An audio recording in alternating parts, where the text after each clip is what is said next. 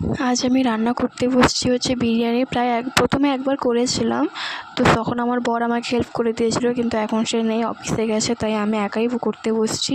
তো আমার ছোটো যা অনেক হেল্প করে দিয়েছে আমাকে।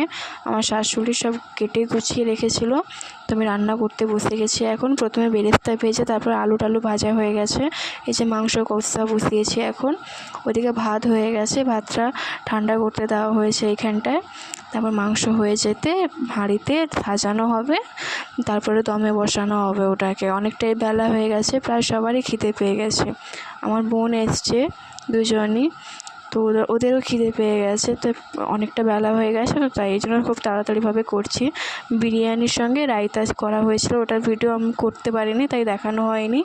এই যে সবাইকে খেতে দিয়ে দিয়েছি এখানে। তো আমি ওদেরকে জিজ্ঞাসা করছি যে কেমন হয়েছে, ওরা বললো যে খুবই ভালো হয়েছে। তো আজকের ভিডিওটা এই পর্যন্ত। ভালো লাগলে লাইক, কমেন্ট, শেয়ার